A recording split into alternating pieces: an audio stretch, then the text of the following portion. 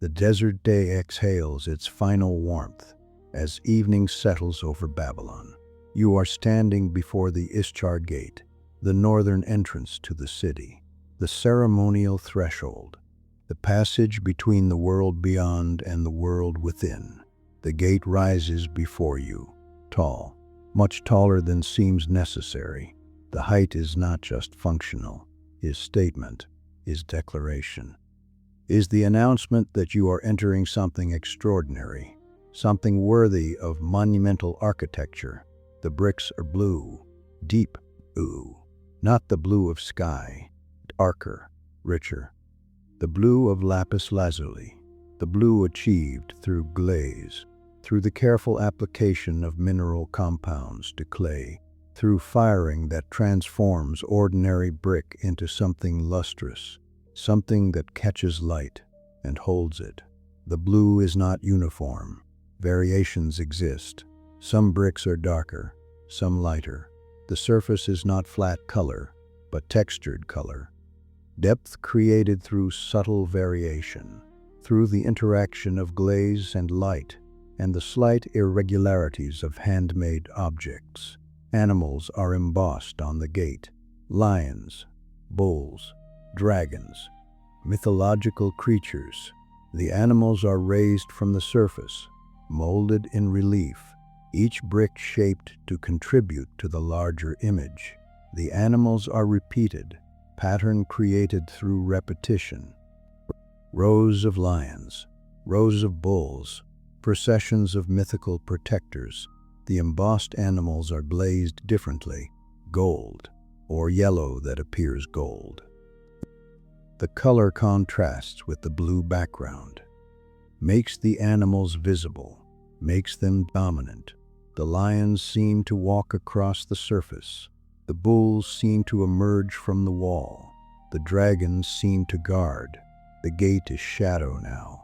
The sun has moved. The direct light is gone, but the gate still holds brightness. The glazed surface reflects the ambient light, the scattered light of evening. The gate glows softly, not with its own light, but with reflected light, with captured daylight being slowly released. You touch the brick. The surface is smooth, cooler than you expect. The glaze creates smoothness, eliminates the rough texture of fired clay. Your hand slides across the surface, feels the slight ridge where one brick meets another, feels the raised surface of the embossed animals. The air is warm, still warm. The desert holds heat through the day, accumulates it, stores it in sand and stone and brick. But the heat is diminishing, is being released upward, is radiating into the evening sky. The temperature is dropping, slowly, noticeably, if you pay attention. The Euphrates flows nearby. You can hear it. Faint sound. The river is not visible from here. Is beyond the gate, inside the city, but the sound carries, water moving, current flowing, the eternal sound of the river that makes Babylon possible, that allows this city to exist in the desert, that provides water for irrigation and drinking, and all the needs of urban life. The river's presence affects the air, adds humidity, adds moisture the desert air lacks.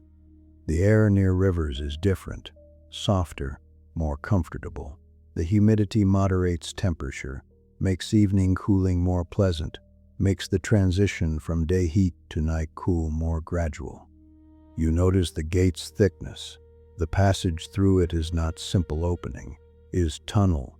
The gate is a structure, has depth, has interior space. The walls of the passage are brick, the same blue blazed brick, the same embossed animals. The tunnel creates transition, creates the sense of passing from one realm to another. Inside the passage, the temperature is noticeably cooler. The thick walls block sun, create shade. The brick absorbed heat during the day, but less here, protected by thickness, by shadow. The passage is refuge, is the first relief from desert heat. You walk through slowly. The passage is long. Your footsteps echo slightly. Soft echo. The brick walls absorb some sound, reflect some. The acoustic is intimate, private, even in a public passage. Other people are passing through, not many.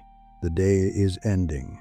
Most people are already where they need to be, but some still move, entering the city, leaving the city. The gate serves its function regardless of hour. No one speaks. The passage creates quiet, encourages quiet. Something about the space, the enclosed feeling, the ceremonial nature. People pass through in silence, respectful silence, or simply thoughtful silence. You emerge on the inner side. The city opens before you. Buildings, streets, structures extending into the distance. Babylon, the great city, the city of Nebuchadnezzar, the city that dominates Mesopotamia, the city that commands empire. But you do not focus on the city's power, on its political significance. You focus on the sensory present, on what is immediately perceivable, the warm air, the blue gate behind you, the sounds of the city, the smell of cooking fires, the feel of stone beneath your feet. The sun is low now, very low, touching the horizon. The light is horizontal, golden, the light that comes just before sunset, the light that makes everything beautiful, that softens edges, that creates long shadows, that transforms ordinary scenes into painterly compositions. The city is bathed in this light. The buildings glow. The streets are alternating bands of light and shadow. The people moving through the streets are silhouetted or illuminated, depending on their position. The entire city is in transition, from day to evening, from heat to cooling, from activity to rest. And somewhere ahead, rising above the city, visible even from here, a mass of green, unusual green, concentrated green, green that should not exist in this climate, in this desert environment. Green that announces something extraordinary.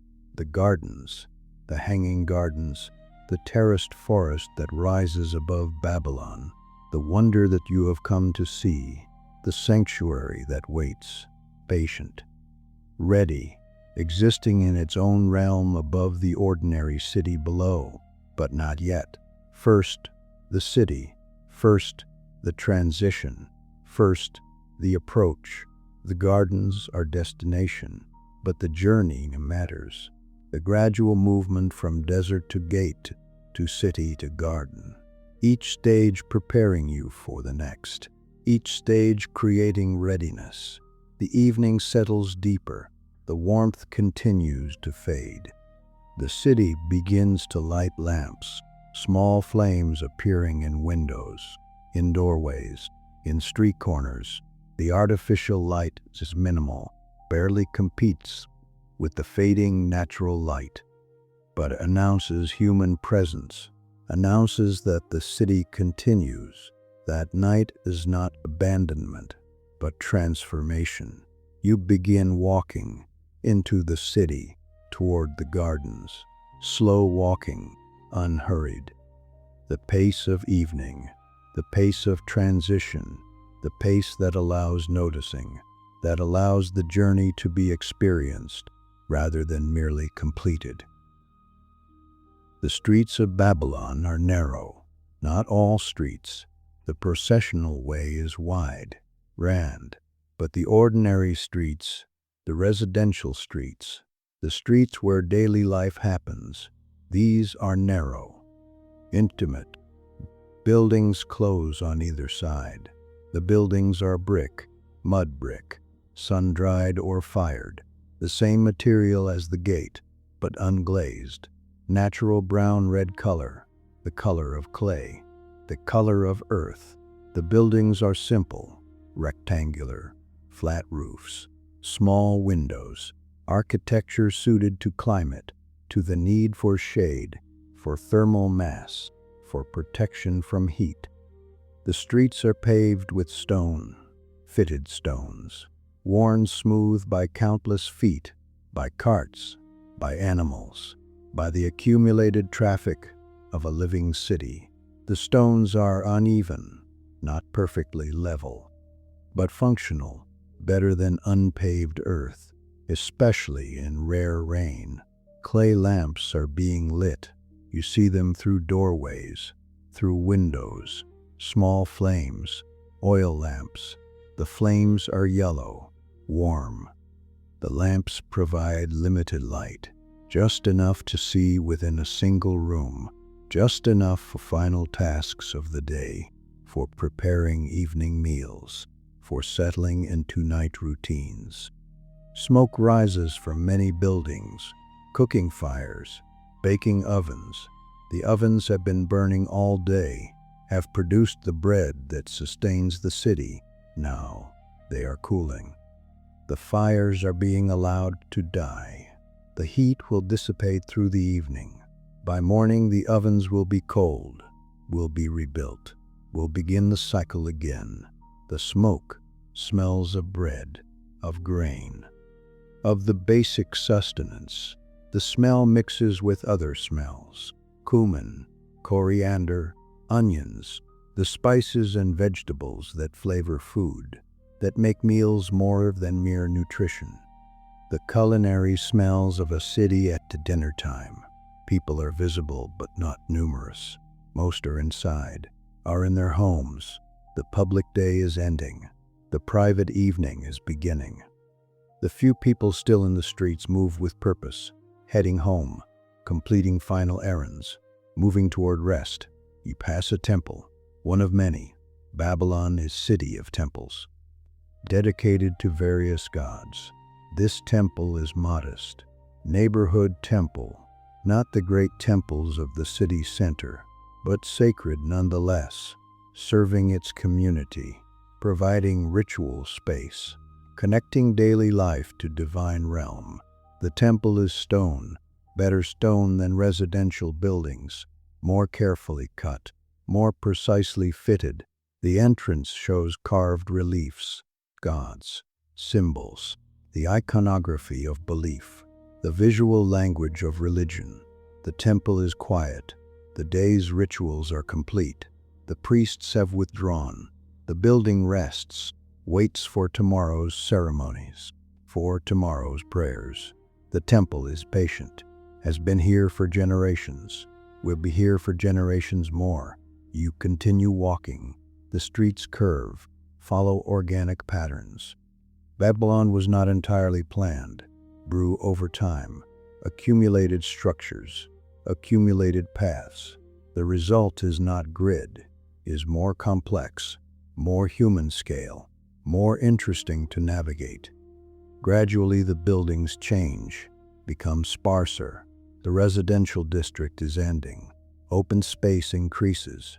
You are approaching the edge of the dense urban core, approaching the boundary where ordinary city meets extraordinary structure, and ahead, the gardens appear, not fully visible yet, but present, a mass rising above the surrounding buildings, dark green in the fading light, vegetation where vegetation should not be, forest where desert should reign. The impossible made real through engineering had will, and the sustained effort of maintenance. The gardens are built on terraces. You can see that even from here. Levels, platforms, each level supporting its own vegetation. The structure rises, 4 levels, 5, 6 perhaps. The exact number is unclear from this angle, but the verticality is obvious. The gardens climb upward, defy the flatness of the surrounding land. The base of the gardens is massive, stone foundation, limestone probably, pale stone. The foundation is architecture in itself, arched passages, supporting walls, the engineering that makes the upper levels possible, the structure that carries the weight of soil and water and vegetation. As you approach, The temperature changes, subtly, but noticeably. The air is more humid, cooler. The gardens modify their microclimate. The water used for irrigation evaporates, adds moisture to the air. The vegetation provides shade, blocks sun, creates cooling. The combination creates environment distinct from the surrounding desert city. You can smell growing things, plant smells, chlorophyll, soil, the organic scent of life, different from the dust and smoke zone of the city, fresher, greener, the smell of gardens in desert, the smell of oasis, of water-sustained life in arid environment. The sound changes too. Water, you hear water, trickling, flowing. The sound is faint, but present. Water moving through channels, water falling from level to level, water as constant presence, water as the heart of the system, water making everything possible. The city around you has quieted completely now. The transition is complete. The streets are empty. The buildings are dark except for scattered lamps. The activity of the day has ceased. The city rests. But the gardens ahead are alive, are active, are their own world, separate, distinct. Operating according to different principles, the looming mass of the garden terraces dominates now, fills the view, blocks the sky. You are in the shadow of the structure, the literal shadow. The sun is below the horizon, but the gardens block even the ambient light, create their own darkness, their own environment. The foundation walls rise directly ahead, pale stone, solid, impressive in scale. The walls are thick, enormously thick, must be to support the weight above. The walls show openings, arched doorways, passages leading into the structure, leading to the interior, to the means of ascent, to the way upward through the terraces. The city fades behind you, becomes background, becomes context, but not focus. Your attention is on the gardens, on the structure before you, on the promise of green space, of cool air, of water and shade, and the sensory richness of cultivated nature. The sanctuary awaits, the garden suspended above the desert, the impossible forest rising from Mesopotamian plain, the wonder that pulls you forward, that invites scent, that promises transformation from the heat and stone and dust of the city to something cooler, greener, more alive. You approach the nearest entrance, an arched opening in the foundation wall, stone frame. The passage beyond is dark, not frightening dark, just shaded, protected from any remaining light. The passage leads inward, leads to stairs, to the beginning of the climb, to the first terrace, to the garden proper. You step forward, cross the threshold, enter the structure, leave the city behind. Begin the ascent into another world, into the hanging gardens of Babylon, into the green sanctuary that exists above the desert, into the space where water and vegetation create their own realm, where nature is suspended, where the impossible becomes real. Inside the foundation, the temperature drops immediately. The thick limestone walls block all residual heat, create perpetual shade. The stone has thermal mass, absorbs some heat during the day, but far less than exposed surfaces. Now the stone is cool, noticeably cool. The contrast with the outside air is pleasant. The passage is wide enough for several people to walk side by side. High ceiling. The arch overhead is supported by the massive walls. The engineering is Roman in feel, though this predates Rome. The arch is ancient technology, universal solution to the problem of spanning space with stone. The walls are bare stone, undecorated, functional. The foundation is infrastructure. is not meant to be beautiful, is meant to work, to support, to enable the gardens above. Beauty exists in the higher levels. Here, only strength matters. You notice moisture. The stone is slightly damp, not dripping, just damp. The humidity from above has penetrated, has condensed on cool stone. The dampness is evidence of water, of the irrigation system that sustains the gardens, of water seeping slowly through layers of structure. The passage extends inward, then curves, begins to slope upward. The slope is gentle, gradual. Passage is becoming ramp, allowing ascent. The ramp is stone, same limestone as the walls, worn smooth in the center, rougher at the edges. The wear pattern shows where people walk, where feet have traveled for years. Small openings appear in the outer wall, not windows exactly, ventilation shafts, light wells. The openings allow air circulation, allow some light to penetrate, prevent the passage from being completely dark. The light that enters is dim, indirect, but sufficient to see. You pass other passages branching off. The foundation is complex, is network of passages and chambers. Some passages lead to storage spaces, some to maintenance areas, some to the mechanical systems that lift water. The foundation is not just support, is working infrastructure, is the invisible machinery that makes the visible garden possible. The ramp continues upward. You climb slowly, no rush. The slope is easy, the effort is minimal. Just gentle, continuous climbing, the kind of ascent that can be sustained for a long time without fatigue. The air continues to change, becomes more humid, cooler. You are rising into the microclimate of the gardens, into the zone where water and vegetation create their own atmospheric conditions, where evaporation and transpiration and shade combine to modify temperature and humidity. Light increases ahead, natural light, daylight, or what remains of daylight. Passage is approaching an opening, is leading to the exterior, to the first terrace, to where the gardens begin. You notice the sound again, water, louder now, closer. The trickling has become steady flow, channels of water nearby. The irrigation system visible or nearly visible. The sound is soothing, constant, the acoustic signature of the gardens.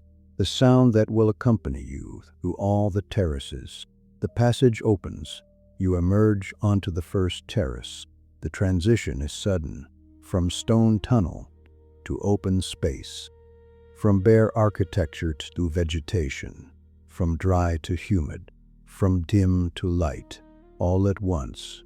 The contrast is intentional, is designed, is meant to create impact. The first terrace extends before you. A platform, artificial ground level, created by human engineering, supported by the massive arched foundation below. The platform is large, very large, sufficient to support substantial vegetation, to create the impression of actual landscape rather than merely decorative garden. The surface is soil, real soil, deep soil, brought here, transported from elsewhere, fertile soil, rich soil, the kind that supports growth. The soil is dark, moist. You can see the moisture. The soil is actively being irrigated, is receiving water from the channels that run throughout the terrace. Plants grow everywhere, not wildly, not chaotically, but extensively, deliberately planted, carefully maintained, but abundant nonetheless. The terrace is covered with green, with living things, with the vegetation that transforms stone platform into garden. You notice the contrast immediately.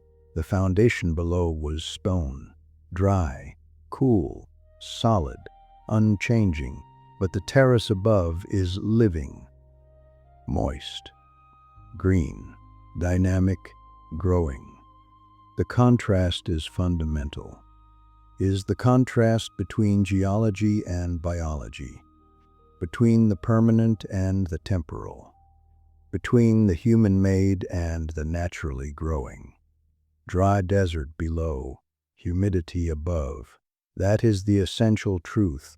The gardens exist in opposition to their environment. The desert surrounds Babylon, is the natural condition, dry, hot, vegetation scarce. But the gardens create microclimate, create conditions unlike the surrounding land, create oases, create the possibility of plants that could not otherwise survive here. The achievement is extraordinary, is the imposition of will on environment, is the declaration that nature can be modified, can be controlled, can be shaped to human desire.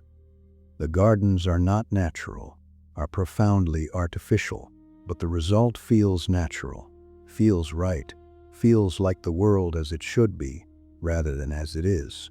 The stone foundation makes it possible.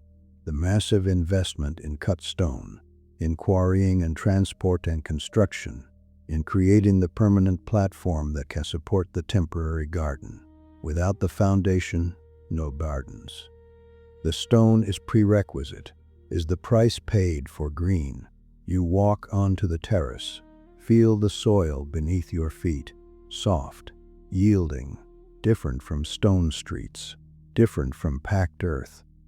Garden soil, cultivated soil, soil that has been improved, that has been enriched, that has been made optimal for growth.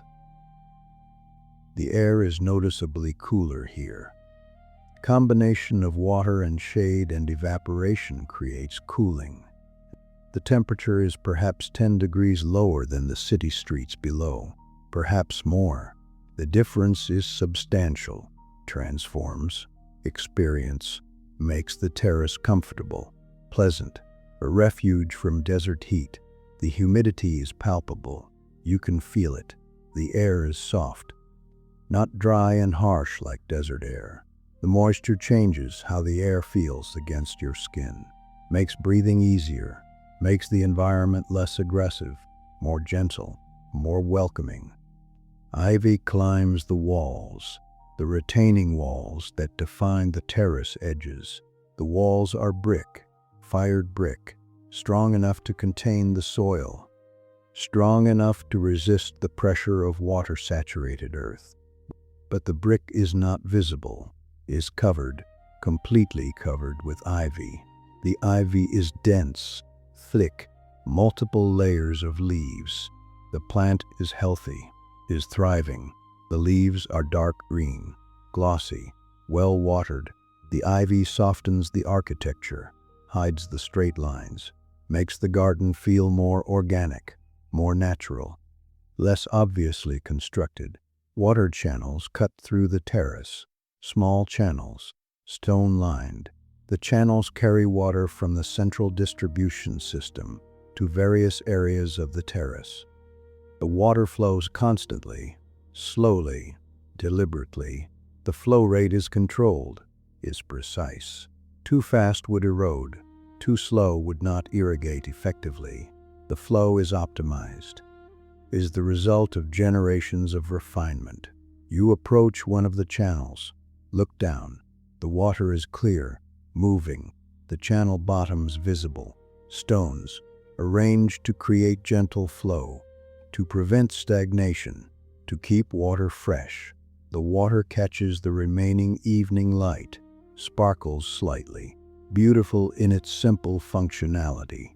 The first terrace is threshold, is transition, is the beginning of the garden proper. Above this terrace, more terraces, each higher, each with its own character, each contributing to the whole. But this terrace is foundation, is the first transformation, is where desert becomes garden, where stone becomes green, where the impossible begins to feel possible. You stand in moisture and the cooling air and the green abundance. The city is below, out of sight, already feeling distant. already seeming like another world. The gardens have their own reality, their own rules, their own atmosphere, and you have entered that reality, have begun the ascent, have started the journey upward through the terraces, through the layered forest, through the suspended garden that rises above Babylon. The soil beneath your feet is rich, dark brown, almost black in places where the moisture content is highest. This is not Babylonian soil, not the light clay of the Mesopotamian plain.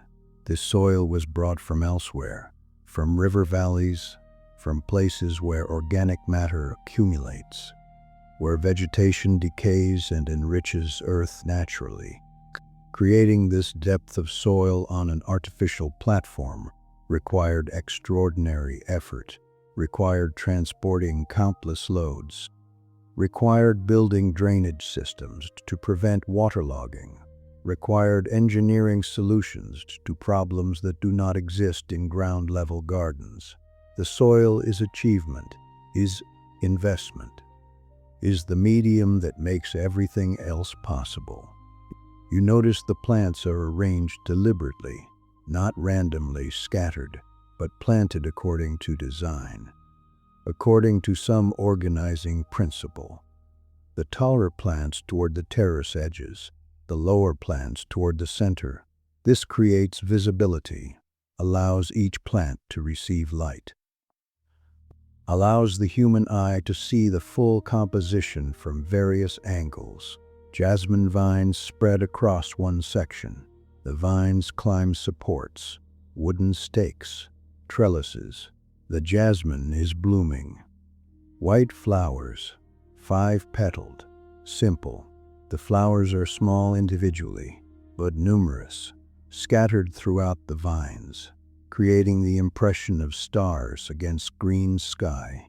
The fragrance is immediate. Jasmine scent, sweet, floral, slightly intoxicating. The scent is not overwhelming, not cloying, is perfect intensity. It is strong enough to be constantly present, but not strong enough to become tiresome. The jasmine perfumes the entire terrace, creates olfactory environment, makes the air itself beautiful. You move closer to the jasmine. The flowers are fresh, recently opened, evening bloomers. Many jasmine varieties bloom at night, release scent after sunset, attract nocturnal pollinators, moths. The white flowers are visible in darkness. The scent guides insects. The biology is elegant, efficient, beautiful. Fruit trees grow nearby, low trees, not tall, deliberately kept small through pruning. Fig trees, pomegranate, date palms, and have been restricted in height. The trees are productive, bear fruit.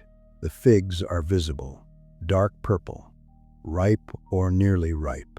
The pomegranates are round, heavy, the familiar shape promising seeds and juice. The fruit trees serve multiple purposes, provide food, provide shade, provide beauty. The leaves are lush, green, healthy. The trees are not struggling, are not barely surviving, are thriving. The irrigation is adequate, the soil is rich, the care is consistent. The trees respond by growing, by producing, by fulfilling their nature. Small irrigation channels run between the plantings. The channels are perhaps 6 inches wide, 4 inches deep, stone-lined. Water flows continuously, gentle flow.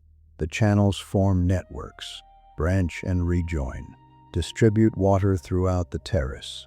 Every plant is within reach of water. The system is comprehensive, is reliable. You follow one channel, watch the water flow. The channel curves around a fruit tree, passes beneath jasmine vines, splits into 2 smaller channels, each branch continuing, each serving different areas. The engineering is sophisticated, is precise, is the invisible infrastructure that makes visible beauty possible. The channels occasionally widen into small basins, shallow pools.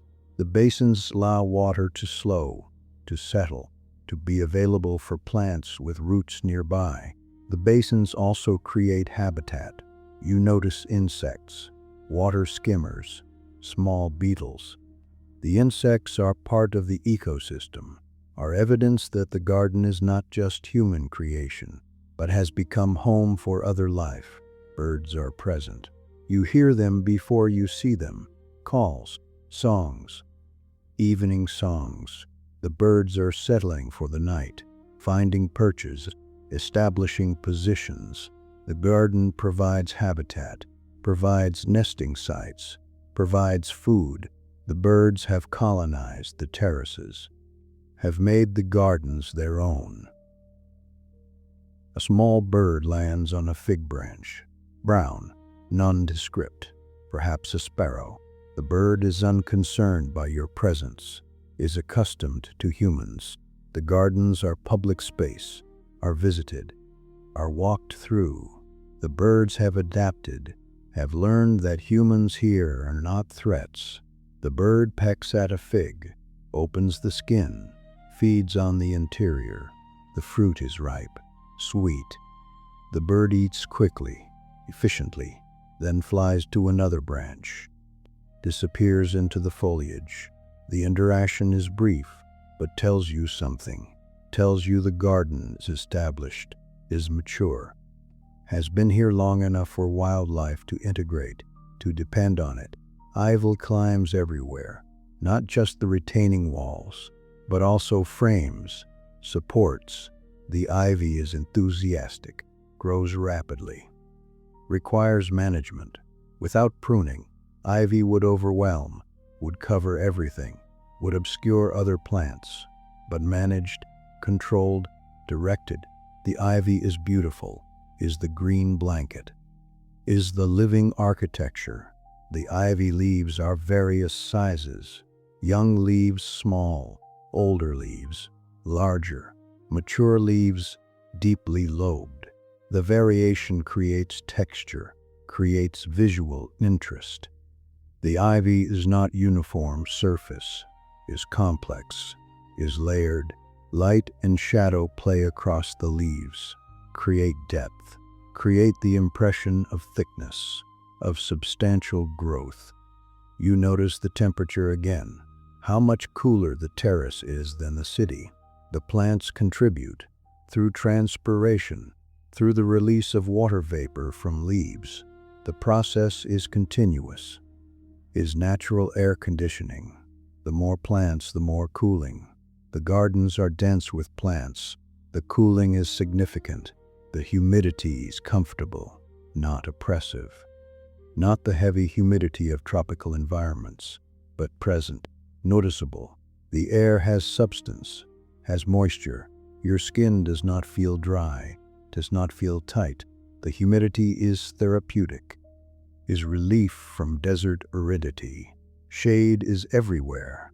The sun is gone. But even during the day, shade would dominate. The plants provide it, the trees, the vines, the structure itself. The upper terraces create shade for lower terraces. The design is intentional, is protection from sun, is creation of environment where cool and moisture can persist. Paths wind through the plantings. Stone paths, fitted stone, smooth. The paths are narrow, allow single file walking, allow access to all areas, allow maintenance, allow visitors to move through the garden, to experience it, to be surrounded by green. You follow a path, it curves, disappears behind fruit trees, reappears near a jasmine trellis. The path creates journey, creates discovery. You cannot see the entire terrace at once. Must walk, must explore, must allow the garden to reveal itself progressively. The core feeling is transformation.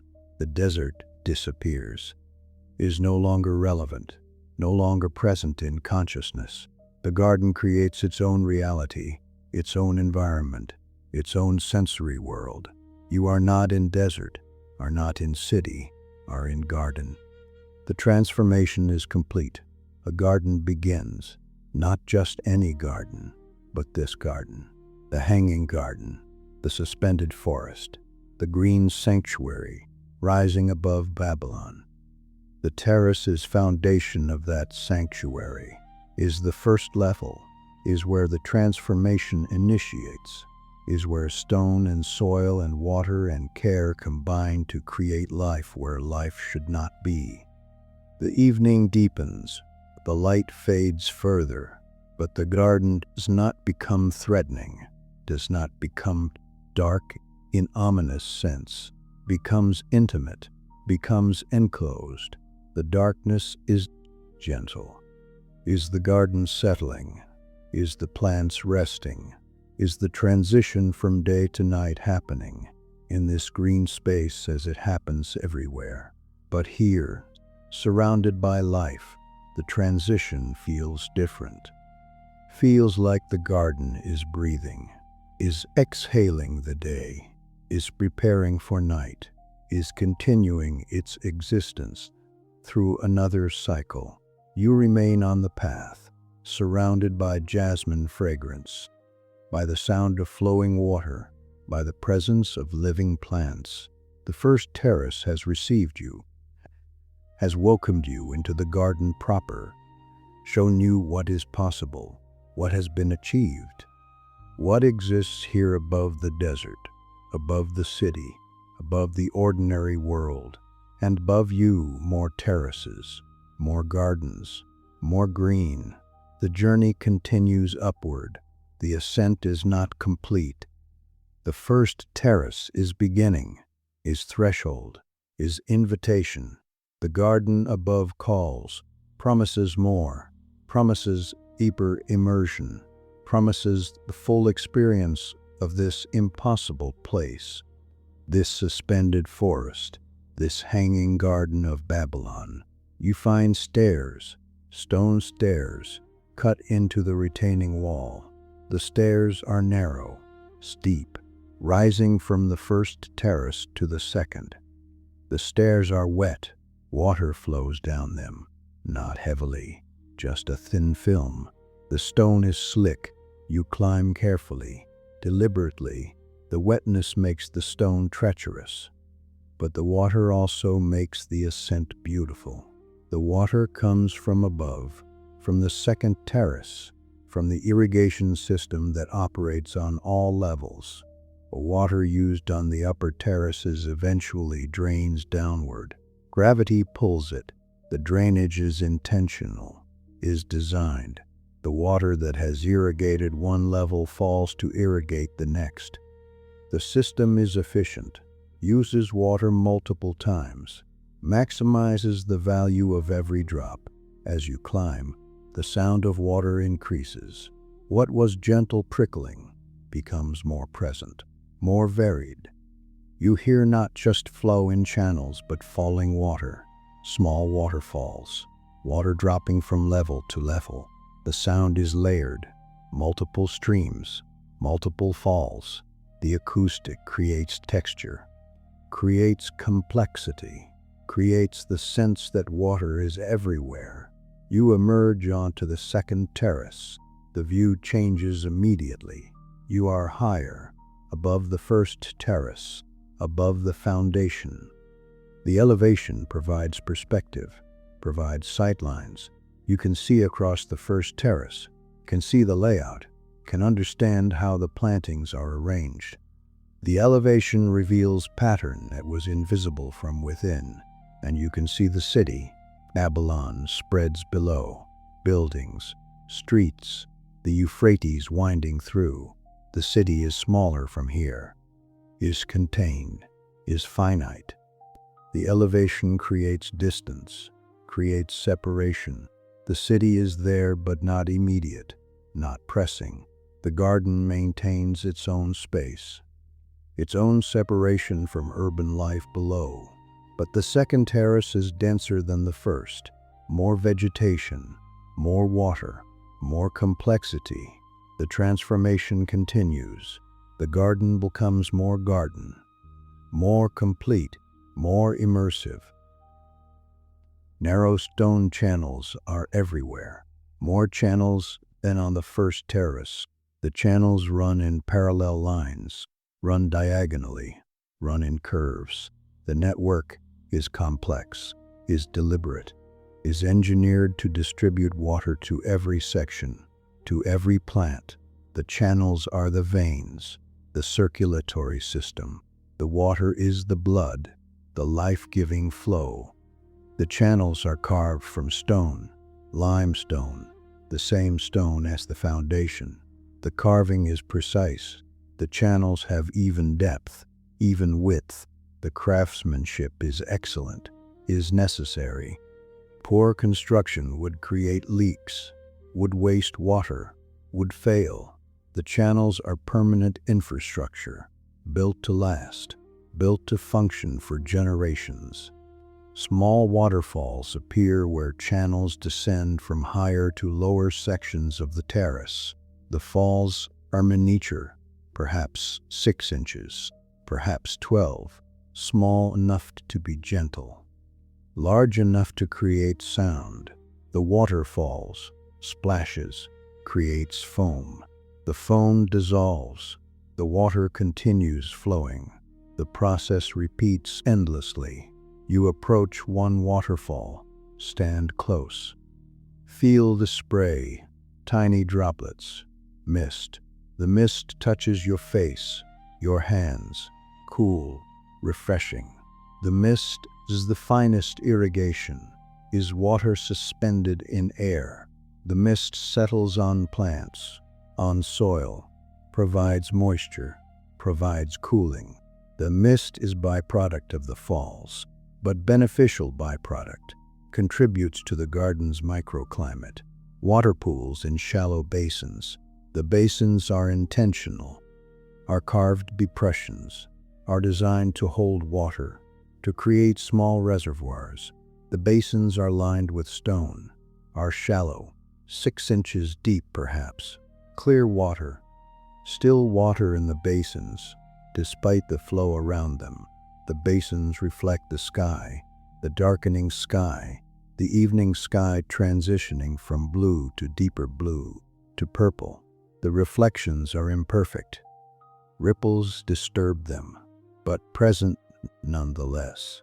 The basins are mirrors, are windows, are places where sky and earth meet in water. Plants grow at the basin edges, low plants, water-loving plants. The plants have adapted to constant moisture, to occasional flooding when water levels rise. The plants are green, lush. Their leaves are thick, succulent, capable of storing water, of surviving brief periods when flow might stop. Though flow never stops, the irrigation is constant. The sound of the waterfalls creates rhythm. Each fall has its own note, its own pitch determined by height of fall and volume of flow. The falls do not occur in unison, are not synchronized. Each operates independently, but together they create harmony, create layered sound, create the acoustic environment of cascading water. Droplets create cool mist. The mist hangs in the air, is visible in the last light, is faint, ephemeral, but present. The mist creates halos around the water, creates the impression of softness, of gentleness. The water is not violent, is not forceful, is gentle, is nurturing, is life-giving without being overwhelming. The vegetation on this terrace is different from below, more exotic, more tropical. Plants that require constant moisture, that cannot tolerate drought. These plants exist here because water is abundant, is reliable, is always present. The plants have adapted to this environment, have made it their own. Ferns grow in shaded areas, large ferns. The fronds are delicate, divided into countless small leaflets. The ferns are bright green, vibrant. The ferns require shade, require moisture. Find both here. The ferns are thriving, are expanding, are filling available space. Flowering plants add color, not many. The garden is primarily green, but flowers exist, accent the green. Small purple blooms, white blooms, yellow. The flowers are scattered, are highlights, are points of focused attention in the sea of green. The water channels occasionally widen into streams, wider than channels, narrower than true streams, perhaps a foot wide. The streams flow more visibly. The current is apparent. The water moves with purpose. The streams are beautiful, are the most visible manifestation of the irrigation system, are the clear evidence that water is heart of the garden. You follow a stream, walk alongside it. The stream curves, follows the contour of the terrace, occasionally splits, sends branches to different areas, occasionally receives tributaries, other channels joining, adding flow. The network is organic, despite being artificial, functions like natural water system, like the river systems that drain landscapes, but here, inverted, here, climbing rather than descending, here, distributing rather than gathering. Water climbs upward, life follows. That is the essential miracle. Water naturally flows down, follows gravity, seeks lowest points. But here, water is lifted, is pumped, is carried upward through the structure. The mechanism is below. In the foundation, human labor or animal labor, or some clever device. The water rises, emerges at the top, flows downward through the terraces, but begins by climbing, and life follows water, always. Everywhere, life needs water, cannot exist without it. Where water goes, life appears. The gardens prove this, demonstrate this fundamental truth. In the middle of desert, an environment hostile to most life, water is brought, is distributed, and life explodes, flourishes, creates this green sanctuary, this impossible forest. The second terrace is wetter than the first, is more thoroughly irrigated, is closer to the source, is where water is most abundant. The wetness is evident everywhere, in the soil, in the air, in the constant sound of flow and fall, in the mist, in the thriving water-dependent plants. But the wetness is not excessive, is not swamp, is controlled, is managed. The drainage works. The excess water flows downward, continues its journey, does not accumulate, does not create standing water except in the intentional basins. The balance is perfect, is the result of careful design, of understanding how water moves, how plants use it. How much is enough, and how much is too much? You stand surrounded by the sound of water, by the sight of water, by the feel of mist on your skin. The second terrace is water's domain, is where the irrigation system is most visible, most audible, most present. The terrace teaches you what makes the gardens possible, shows you the infrastructure, shows you the commitment to bringing water, to distributing it, to using it to create life. Above, the third terrace awaits, more stairs, more climbing, more garden. The journey continues, the ascent progresses, but for now, you remain. Listen to the waterfalls, watch the streams flow, feel the mist settle, experience the presence of water, of life-giving water, of water that climbs against gravity, that defies nature, that makes the impossible real, that creates hanging gardens in desert, that suspends forest above city, that proves human will can reshape environment, can create beauty, can make the world more than it is, can make it what it should be. The third terrace rises above you. The stairs are steeper here, more challenging, but still manageable, still wet with flowing water. still beautiful in the evening light that barely penetrates. You climb. The effort is more noticeable, not strenuous, but present. Your breathing deepens. Your muscles work. The ascent is gradual but cumulative. You are higher now, significantly higher than the street level, higher than most buildings in Babylon. The elevation is becoming substantial. You emerge onto the third terrace, and everything changes. The scale increases. The trees here are larger, much larger. These are not the pruned fruit trees of the lower terraces. These are full-sized trees, palms, date palms, tall palms. The trunks rise perhaps 30 feet, perhaps more. The trunks are straight, vertical. The familiar rough texture of palm bark, visible even in dim light. The palm canopy spreads above. The fronds form a roof, a living roof, green roof. The fronds are long, perhaps 10 feet long, perhaps 15. They arch outward from the crown of each palm, spread in all directions, create the characteristic radiating pattern, create shade, create enclosure, create the sense of being under shelter. The palms sway slightly, gently. There is wind here, not strong wind, not the harsh desert wind, but breeze, air moving through the upper levels of the garden, air flowing across the elevated terraces. The breeze is steady, constant, not gusting, just flowing. The palms respond, move with the wind. The motion is slow, rhythmic, meditative. The sound is new. Leaves rustling, palm fronds rustling. The sound is soft, is whisper, is the sound of wind through vegetation. The sound is soothing, is natural, is the acoustic signature of forest, of being among trees. The rustling is not loud, not dramatic, just present, continuous, part of the ambient environment. The shade is nearly complete.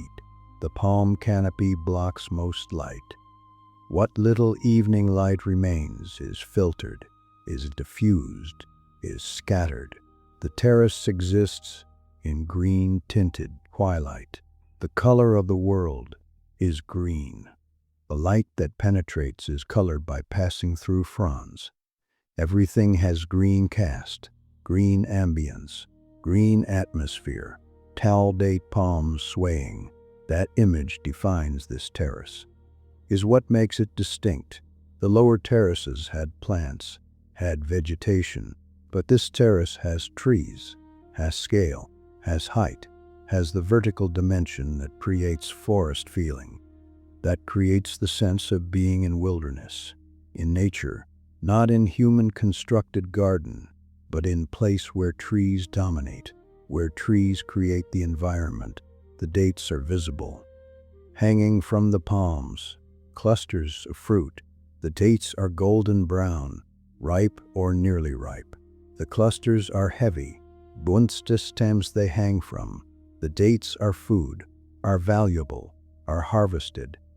But for now, they hang, waiting, adding to the visual complexity, adding to the sense of productivity, of abundance. Birds are more numerous here.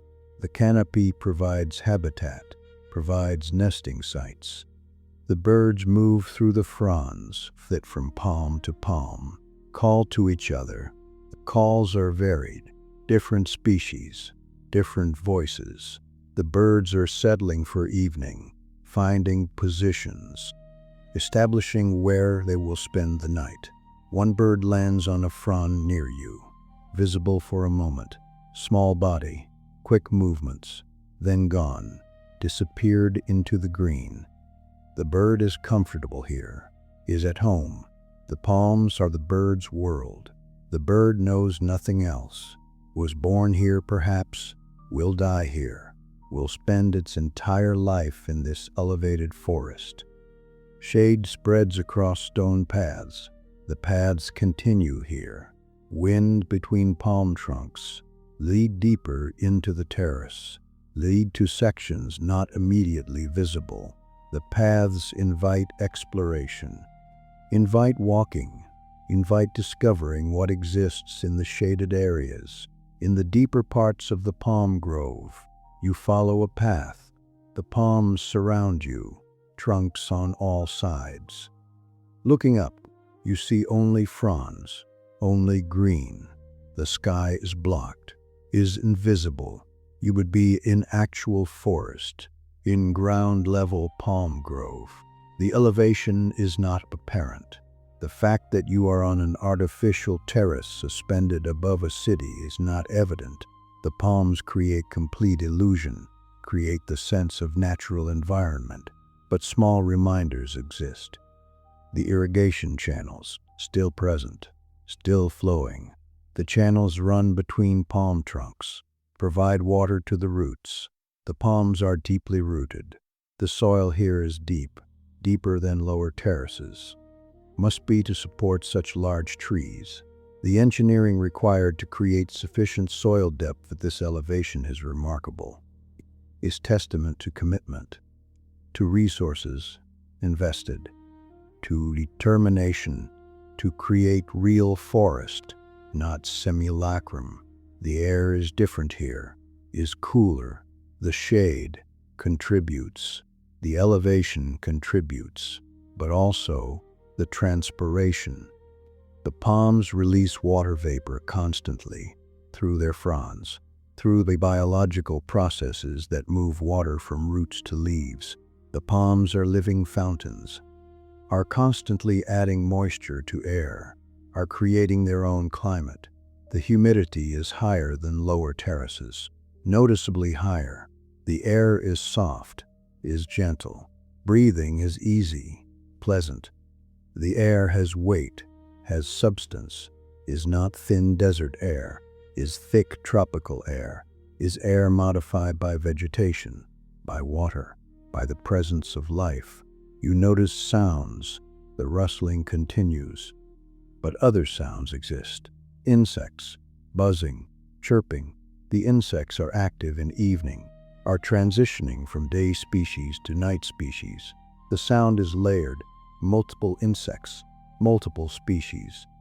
The sound is not annoying, is not intrusive, is just present, is part of the complexity, part of the richness of the environment.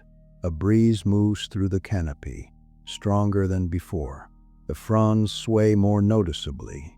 The rustling increases, becomes louder, more present. Then the breeze passes, the swaying decreases, the rustling softens, returns to baseline. The variation creates interest, creates change within constancy, creates the sense that the garden is alive, is dynamic, is responding to natural forces. Leaves rustle softly. That sound becomes meditation, becomes focus, becomes the thing your attention rests on. The sound is irregular, unpredictable in detail, but predictable in general. The sound will continue, will vary, but will never stop. The wind will always move. The leaves will always respond. The rustling is eternal, is the sound of this place, is what you would hear if you remained here forever. The city below is forgotten, is irrelevant. The palm canopy has enclosed you, has created world, has made the terrace into complete environment. You are not above city, are not in garden built by humans, are in forest, are among trees, are in place where nature dominates, where human presence is minimal, where the green and the shade and the rustling leaves are all that matters. The city becomes distant, becomes memory. The terraces now is present, is reality. The palms are what exists. The shade is what exists. The sound of wind and fronds is what exists. Everything else has faded, has become background, has become less real than this green space, this elevated forest, this suspended wilderness.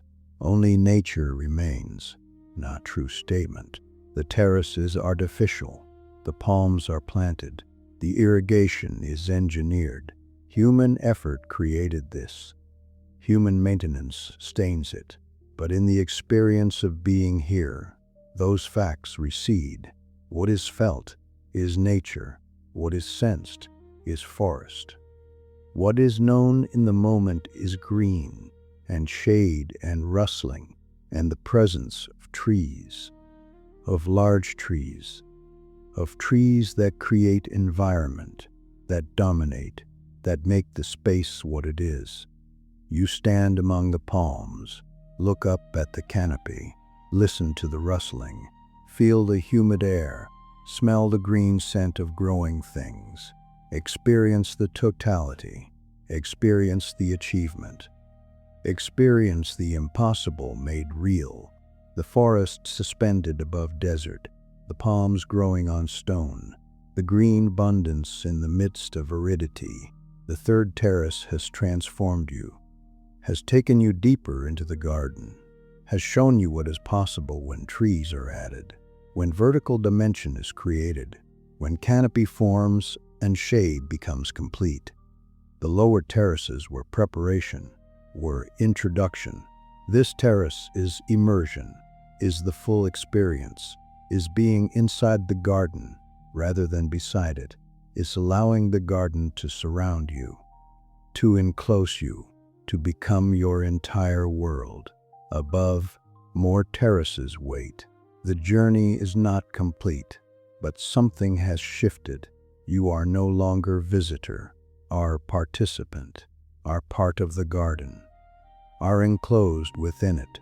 The ascent continues, but the destination is less important.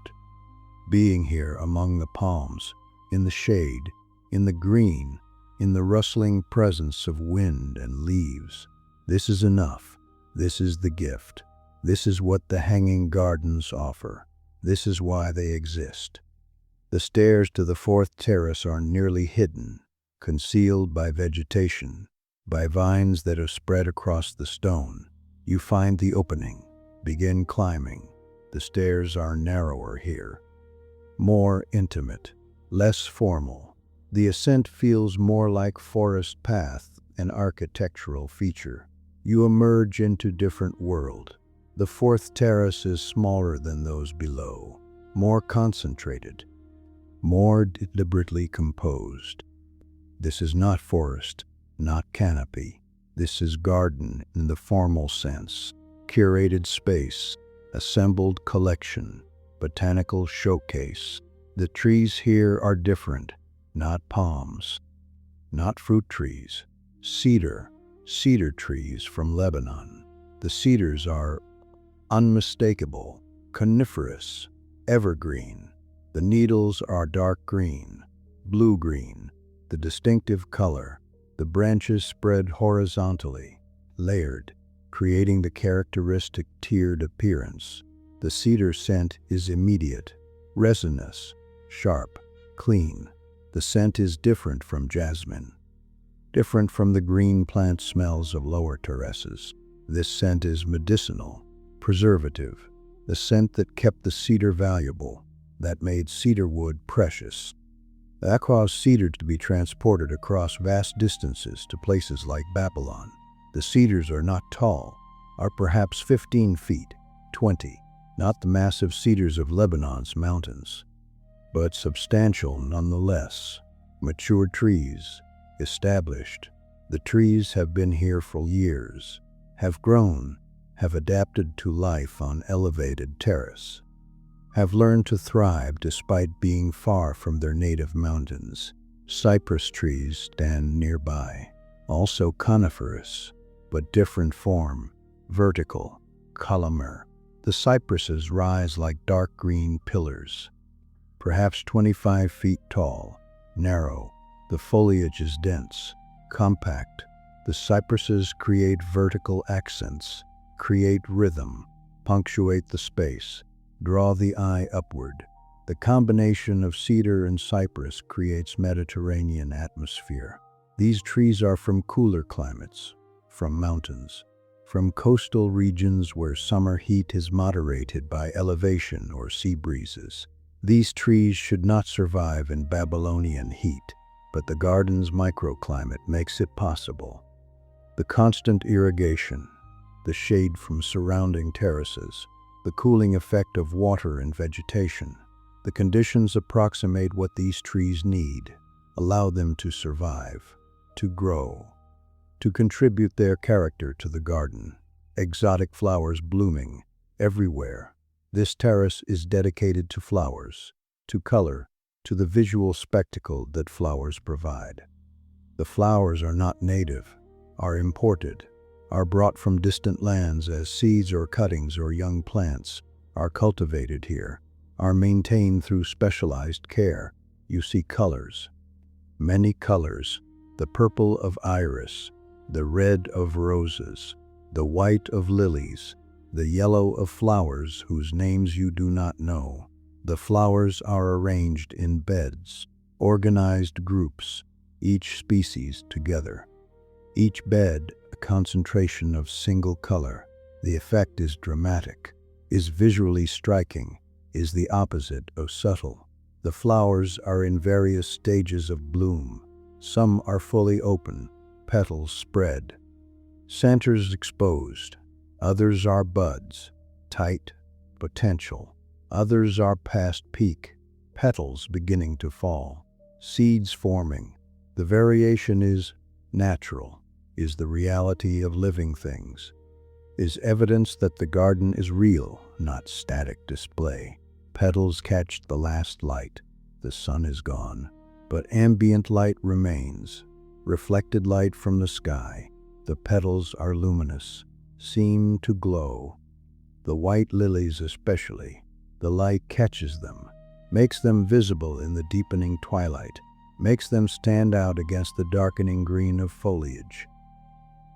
The flowers attract insects.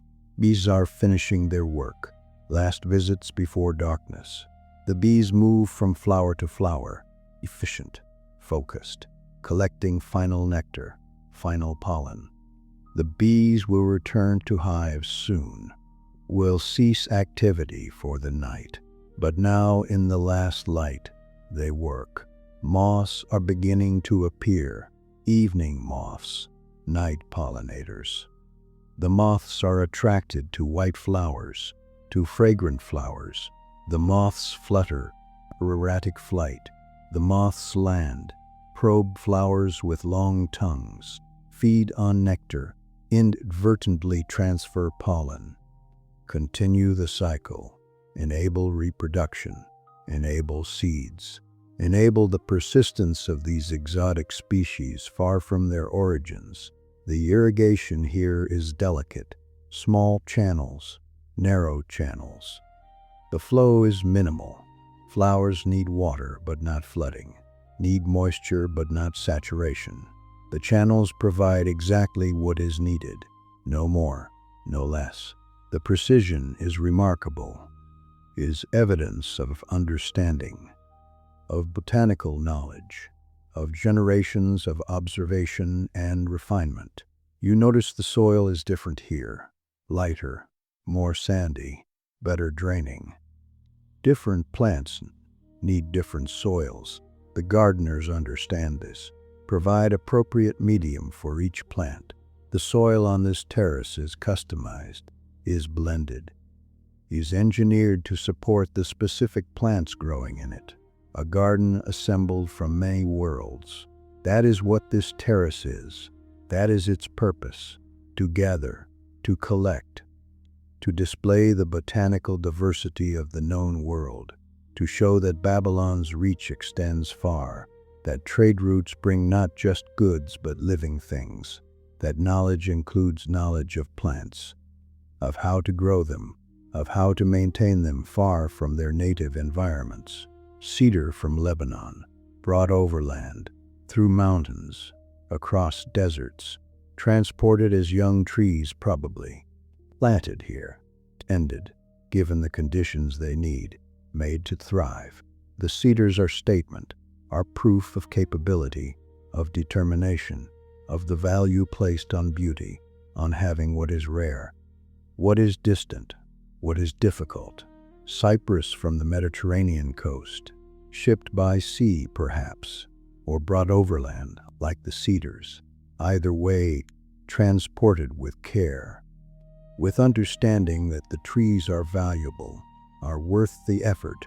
The cypresses grow, prove the effort was worthwhile. Prove that with sufficient care, almost any plant can be cultivated almost anywhere. Flowers from Persia, from Egypt, from lands to the east whose names you barely know. From everywhere that Babylonian traders travel. From everywhere that botanical knowledge exists. The flowers are catalogued, are recorded, are studied. The garden is not just display, is research, is learning, is the systematic acquisition of botanical knowledge.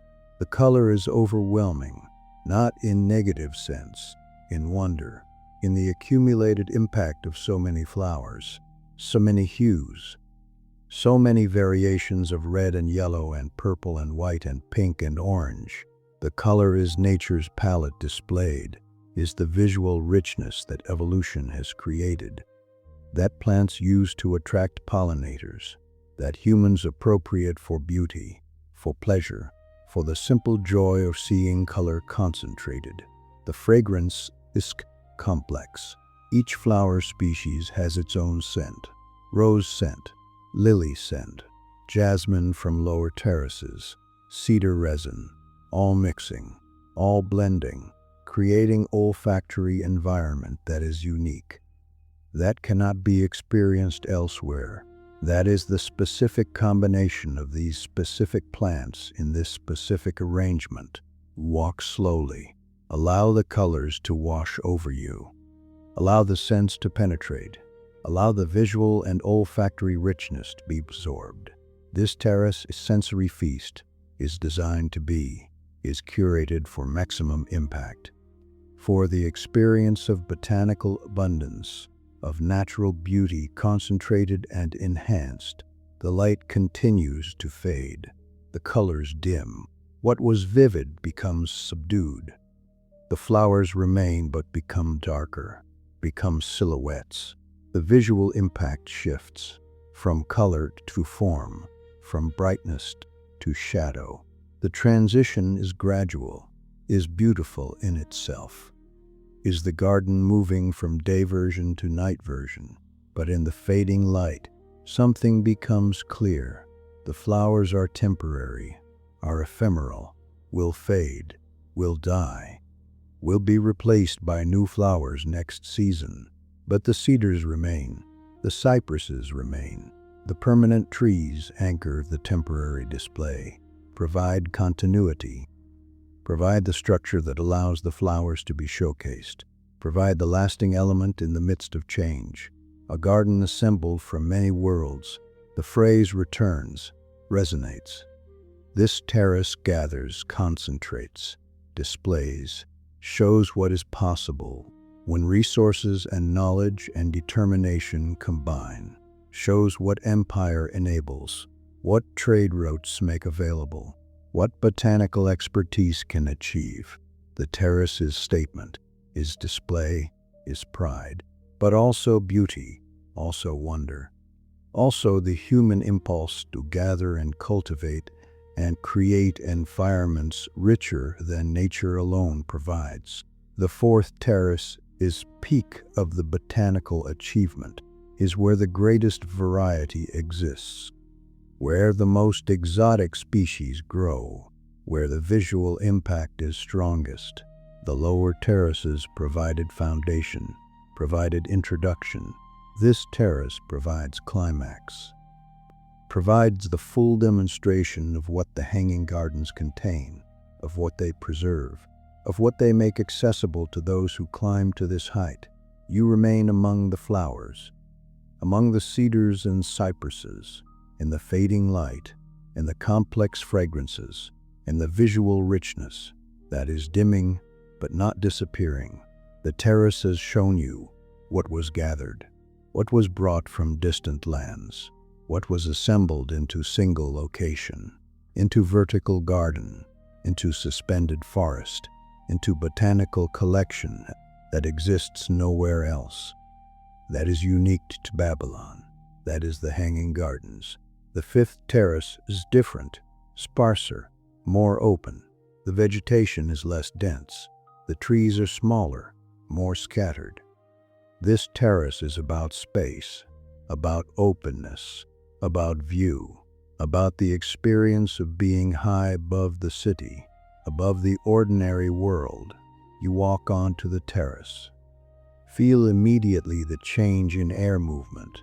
The wind is stronger here, not violent, not harsh, just steady. The wind flows across the terrace unimpeded. The vegetation does not block it. The wind is constant presence, constant companion, constant sound. The wind moves through the scattered trees, through the smaller palms, through ornamental grasses planted in beds. The grasses bend, wave, create flowing motion, visual motion. The grasses are beautiful in wind, are designed for wind, require wind to show their character, to demonstrate their flexibility, their grace. The sound is different, not rustling of large fronds, but whisper, softer, higher pitched. The grasses create continuous susurration. The sound is soothing, is white noise, is the acoustic that encourages mental quiet, that allows thoughts to settle, that creates meditative state, gentle wind passing through trees, through grasses, through your hair, your clothing. The wind is cool, is noticeably cooler than the terraces below. The elevation increases cooling. The wind brings air from elsewhere, from over the desert, from over the river, mixes it, creates the breeze that makes this terrace comfortable despite the elevation. Despite being more exposed to sun during the day, you walk to the terrace edge. The barrier wall is low here, waist high, brick. You can see over it easily, and the view opens. Babylon spreads below. The entire city, visible, laid out like a map. The streets are visible, the buildings, the temples, the processional way, the Euphrates winding through the center, dividing the city, providing life, providing transportation. The river catches the last light, shimmers, stands out against the darker buildings and streets. The desert horizon glows faintly. The sun is gone. But the sky above the horizon holds light, orange, pink, the colors of sunset's aftermath. The light is fading but not gone. The glow creates silhouettes, creates the sense of vast distance, of land extending beyond the city, beyond the river, into emptiness, into the desert that surrounds this oasis of civilization, the Euphrates winding through the city. The river is beautiful from here, is visible in ways that ground-level perspective cannot provide.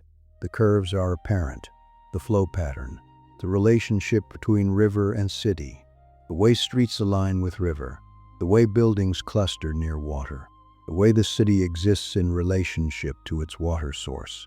You can see boats on the river, small from this height, barely distinguishable, but present, moving, traveling up or down river, carrying goods, carrying people.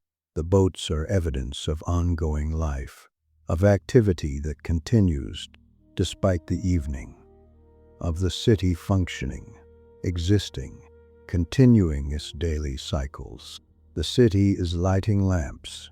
You can see them, small points of light, scattered throughout. The lamps are being lit in homes, in temples, in public spaces. The light is minimal, is warm orange, creates atmosphere, creates the sense that the city is transitioning, is moving from day to night, is accommodating darkness, is creating human light to replace departed sunlight. The view is panoramic, is complete. You can see in all directions, north toward the Ishtar Gate, south toward the temple complexes, east toward the desert, west toward the river's far bank. The elevation provides this, provides the ability to see, to comprehend the city as whole, to understand its scale, its layout, its relationship to landscape. Palm leaves whisper overhead. The wind continues, constant. The few palms on this terrace have fronds that move, that create sound, that contribute to the acoustic environment. But the palms are not dominant here. Our accent, our scattered element. The wind itself is dominant, is the primary presence. You notice birds, high-flying birds. The birds are at your elevation, are passing at eye level. The birds are heading somewhere, traveling. The wind assists them, carries them. The birds barely flap, just glide. Using the steady wind, using the evening thermals, the birds are efficient, graceful, beautiful in their effortless movement. The air is clean, is clear. You can see long distances. The atmosphere is not hazy, not dusty. The evening has settled the dust. The wind is bringing fresh air, air that has not been breathed, not been warmed by buildings and bodies. The air is desert air, is pure, is clean in the way that desert air is clean, uncontaminated, natural. The gardens breathe. That is how it feels. The wind moving through, the vegetation responding. The entire structure seeming to inhale and exhale, to participate in the same respiratory rhythm that all living things share. The gardens are alive, are not static, are dynamic, are constantly in motion. Subtle motion, gentle motion, but motion nonetheless. This is the calmest section, is where the visual stimulation is minimal, where the botanical variety is reduced, where the focus shifts from the garden itself to the experience of being in the garden, of being elevated, of being in wind, of being above the city, of seeing far, of feeling space, of existing in openness. The meditation happens naturally. The mind quiets. The constant sensory richness of lower terraces is replaced by simpler experience. Wind, view, sound of grass, occasional palm frond. The simplification is relief, is rest, is the pause in the journey, the moment to breathe, to integrate, to simply be present without effort. You sit on a stone bench. The bench is placed near the edge, oriented toward the view. You sit, face the city, face the river, face the desert horizon. The wind moves past, around, through. The sound continues. The grass whispers, the fronds rustle, the birds call occasionally, but mostly just wind, just the steady flow of air across the elevated terrace. Time becomes uncertain. Could be minutes, could be longer. The light fades further, the sky darkens, the city lights increase, become more numerous, more visible. The transition is gradual, is peaceful, is the natural progression from day to night happening around you, happening while you sit, while you experience wind and view and the simple presence of being here, of being above, of being in the gardens, of being part of this suspended world. The terrace holds you, not physically, but experientially, creates the conditions where staying is easy, where moving seems unnecessary, where the present moment is sufficient, is complete, is all that is needed.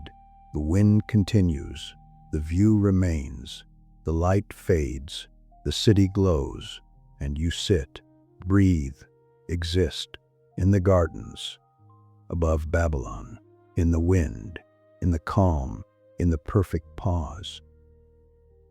The final stairs are short, just a few steps. The sixth terrace is small, is the summit, is the highest point. You climb the last steps, emerge onto the final level. A stone pavilion stands at the center, small structure, open structure, columns supporting a roof, no walls. The pavilion provides shade during day, provides structure, provides destination, but remains open, allows wind, allows view, allows experience of the height without enclosure. The columns are stone, polished limestone, reflecting what little light remains. The columns are stone, elegant, not massive like the foundation arches, not structural in the heavy sense, decorative, refined. The columns sport a light roof, wooden beams, cedar, the familiar scent. The roof provides cover, but not enclosure. Stone benches line the pavilion's interior, curved benches, following the circular form of the pavilion. The stone is smooth, cool, comfortable. The benches face outward, toward the views, toward the city and river and desert that surround. You enter the pavilion, stand at its center, look around. The view is even more complete than the terrace below, higher elevation, less obstruction. The city spreads in all directions, complete, comprehensive. You can see the city's boundaries, can see where city ends and desert begins, can see the complete scope of Babylon's extent. The Euphrates is more visible. The river's course is clear, enters from the north, flows through the city, exits to the south. The river is thread, is connection, is the line that ties city to larger world, to upstream regions, to downstream regions, to the Persian Gulf, far to the south, to the mountains far to the north. The river connects, the river enables, the river makes Babylon possible. The temple complex is visible, the ziggurat, the stepped pyramid, rising from the city. Another elevated structure, another attempt to build upward, to create height, to approach heaven. The ziggurat is dark, massive, geometric, different from the organic gardens, but similar in ambition, in the desire to rise, to elevate, to create something that dominates the landscape. Cooling air above the terraces. The temperature here is noticeably lower than the city. 10 degrees, 15. The elevation helps, the wind helps, but also the vegetation. The entire garden structure has modified the air, has cooled it through transpiration, through evaporation, through shade. The air rises. Cool air from the gardens rises, creates its own circulation, creates microclimate that extends above the structure itself. You sit on a stone bench. The position provides view, provides comfort, provides place to rest, to observe, to experience the summit, the culmination of the ascent, the achievement of reaching the highest point. Water is still present.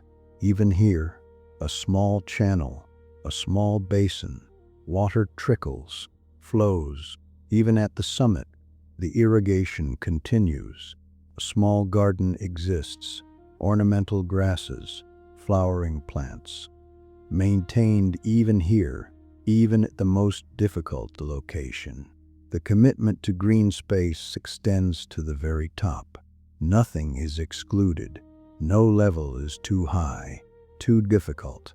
The gardens are complete, are comprehensive, are maintained throughout. The trickling water creates sound, gentle sound, continuous sound. The water falling into the basin, splashing softly. The sound is soothing, is familiar, is the same sound that accompanied the entire ascent. But here at the summit, the sound feels more precious, more remarkable. Water climbing this high, existing at this elevation, trickling as though it is natural, as though water belongs here at the top of a structure rising above a desert city. This is the moment of stillness, the culmination, the peak, the place where the journey ends, where the ascent completes, where you can go no higher, can only be present, can only experience what this elevation provides, what this achievement represents, what this moment offers.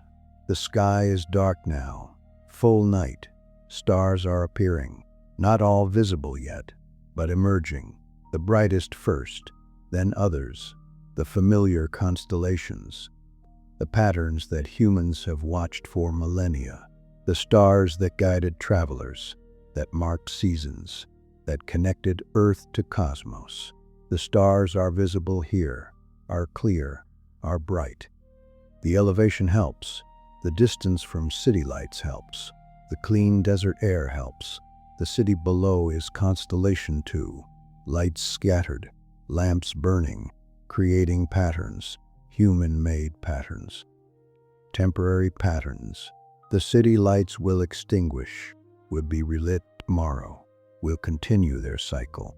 But the stars are permanent, are constant, are the eternal reference. The city lights echo the stars, mirror them, create earthly reflection of celestial reality. The wind is gentle here, steady but gentle, not strong, not disruptive, just present. Flowing across the pavilion, through the open sides, the wind is cool, comfortable, perfect temperature. The wind completes the experience, provides the final element, the air in motion. The breath of the desert, the flow that connects this elevated place to the larger world. You think about the journey, the ascent through terraces, each level different, each contributing. Foundation, first terrace to second, to third to fourth, to fifth to sixth, each adding, each building on what came before, each providing new experience, new plants, new perspectives, new sensory richness. The journey was gradual, was progressive, was designed, was intentional. Each terrace prepared you for the next, led you upward, led you here, to this summit, to this pavilion, to this moment. Series 9. The gardens are complete. You have seen them, have climbed through them, have allowed them to transform you, to take you from desert heat to green coolness, from round level to elevation, from city to garden, from ordinary to extraordinary. The transformation is complete. The journey is finished. The summit is reached, but the gardens continue. Will continue. The water flows, the plants grow, the wind moves.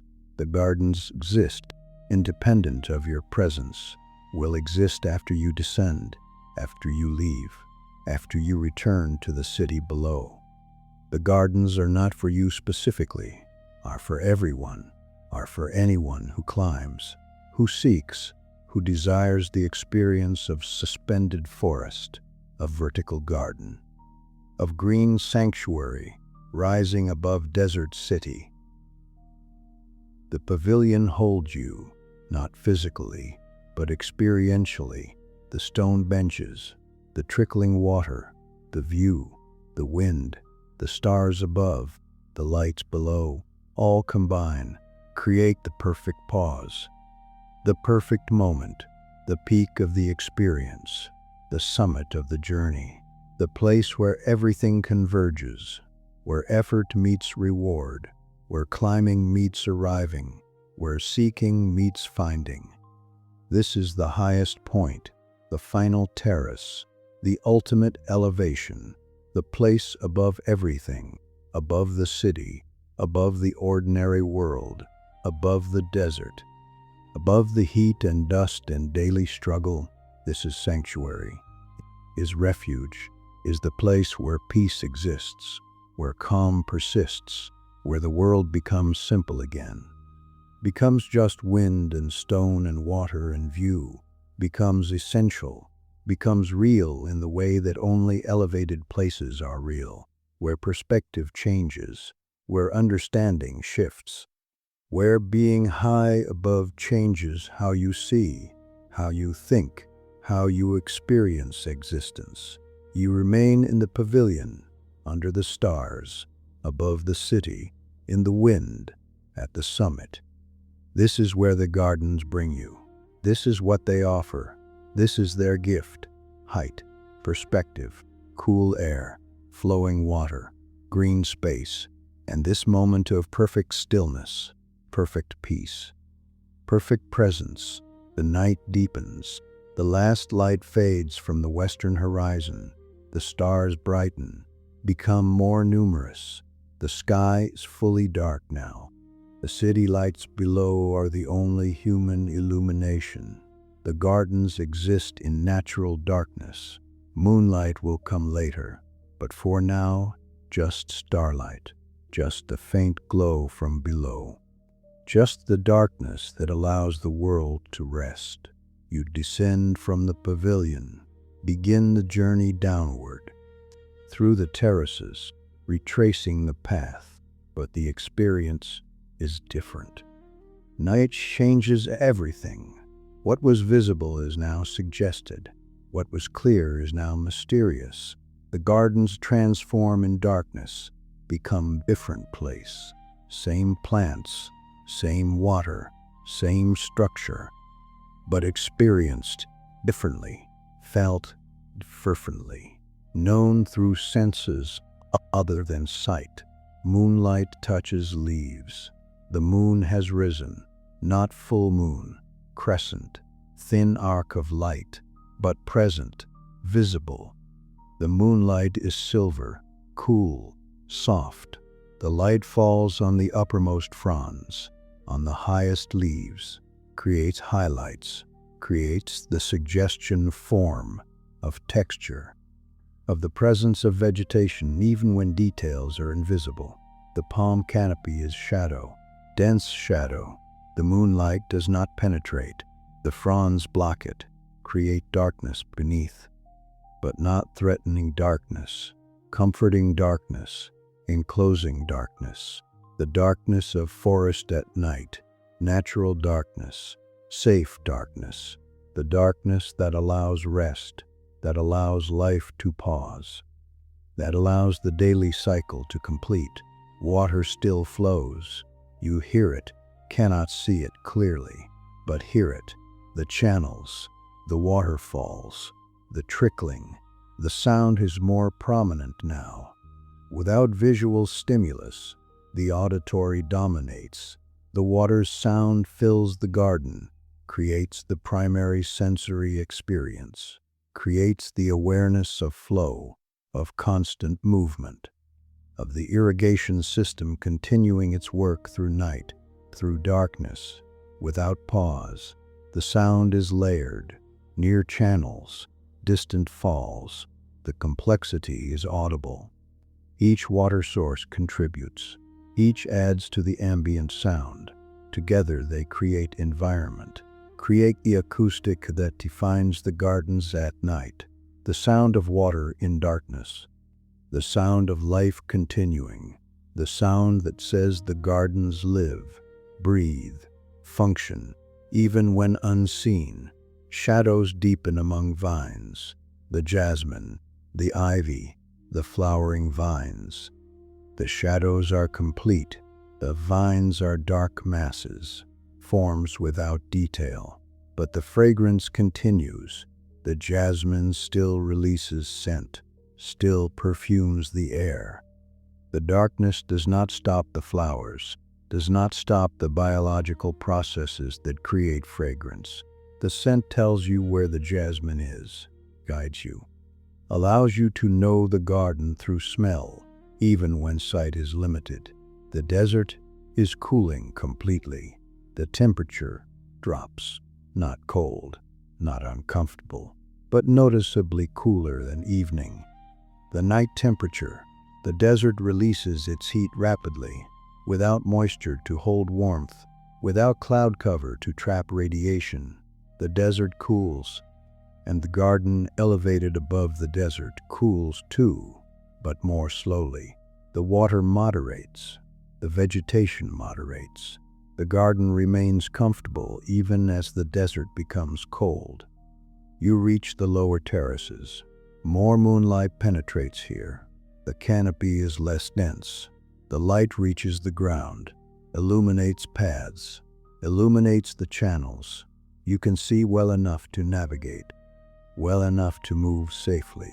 The moonlight is sufficient, is gentle, is beautiful in the way that moonlight always is, transformative, making the familiar strange, making the ordinary magical. The irrigation channels gleam, the water reflects moonlight, creates lines of light, silver lines. The channels are more visible now than during the day, stand out, guide you, show you the path, show you the pattern.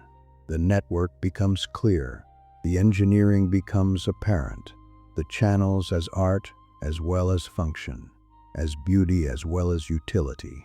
Plants are silhouettes, dark shapes against slightly lighter sky. The details are gone. The individual leaves, the flowers, the specific forms, but the general shapes remain. Palm trunks, tree crowns, vine masses. The garden's structure is visible. Its composition, its design, reduced to essentials, to form without detail, to the underlying pattern that details often obscure. The city is quiet below. Most lights have extinguished. Sleep has claimed most residents. The city rests, waits for morning, waits for the cycle to begin again. But some lights remain, scattered, marking temples perhaps, marking places where worship continues, where priests maintain vigils, where the connection to divine is sustained through night. The Euphrates is barely visible, dark ribbon, darker than the surrounding land. The water does not reflect moonlight at this angle, absorbs it. The river flows in darkness, continues its journey, north to south.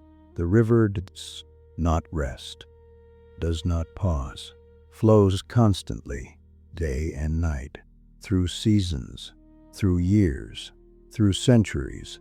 The river is eternal presence, is what allowed Babylon to exist, is what allows it to continue. You descend further, the foundation approaches, the stone passages, the return to architecture from vegetation. The transition is gentler now, less dramatic. Night has equalized, has made differences less pronounced. By different structure blend in darkness. Both are shadow, both are quiet, both are part of the same nighttime world. But before entering the foundation, you pause. Look back, look up. The gardens rise above, terraces stacked, vegetation on stone, the impossible made real, the forests suspended, the green sanctuary. The garden remains suspended above the city. That is the essential truth, is what defines the hanging gardens, is what makes them remarkable. Not just that they exist, not just that they contain exotic plants, not just that they are beautiful, but that they are elevated, that they rise, that they hang above the ordinary world, that they create realm apart, realm above realm different. The suspension's physical, stone terraces, supported by arches, engineered to bear weight. The suspension is real, is structural, can be measured, can be explained. Is achievement of architecture, of engineering, of sustained effort and resource investment. But the suspension is also metaphorical. The gardens are suspended from ordinary concerns, from daily struggle, from heat and dust, and the harshness of desert existence. The gardens exist in their own space, their own time, their own reality. Gardens are refuge, are sanctuary. are the place where different rules apply, where green thrives in desert, where water is abundant, where cool air exists, where peace is possible. Above the desert, the garden breathes quietly through the night. That image, that truth, the garden as living thing, as entity with its own existence. The garden breathes through transpiration, through the exchange of gases in leaves, through the evaporation of water, through the processes that make plants live. Breathing is quiet, is subtle, but real. The garden is alive, is active even in darkness, is continuing its biological functions, its growth, its existence. The night holds the garden, protects it, allows it to rest in relative form while continuing essential processes. The night is gentle on the garden, brings cooler temperatures, brings moisture in the form of dew, brings the pause that allows plants to recover from day's heat, from sun's intensity. The night serves the garden, enables the garden, makes the garden sustainable. You enter the foundation. Walk through the stone passages. The temperature drops further. The stone is cold now, has released all heat. The passages are dark, difficult to navigate, but you have memory, have walked this path. Know the way, move slowly, carefully. Trust the stone beneath your feet, trust the walls beside you. Emerge eventually into the city. The city receives you, but you are changed. The garden has marked you, has given you experience, has shown you what is possible, has demonstrated that human will can reshape environment, can create beauty, can suspend forest above desert, can make the impossible real. The gardens remain above will remain, will continue through night, through tomorrow, through seasons, through years. The gardens are permanent in ways that individual experience is not. Are there before you came, will be there after you leave, will serve others, will provide the same sanctuary, the same experience, the same transformation. The memory remains, will remain. The sensory richness, the green abundance, the sound of water, the cool air, the wind through palms, the fragrance of jasmine, the view from the summit, the moment of stillness in the pavilion, all of it, stored, preserved, carried forward. The garden has given you this, has made it yours, has allowed you to know what the hanging gardens are, what they offer, what they mean. Above the desert, the garden breathes, quietly, constantly, through the night, through all nights. The garden persists, the garden endures, the garden remains, suspended, elevated, impossible, real. The hanging gardens of Babylon, the green sanctuary, the vertical forest, the wonder of the ancient world, the achievement, the gift, the place where nature and human will combine to create something extraordinary, something beautiful, something that transcends the ordinary and becomes eternal.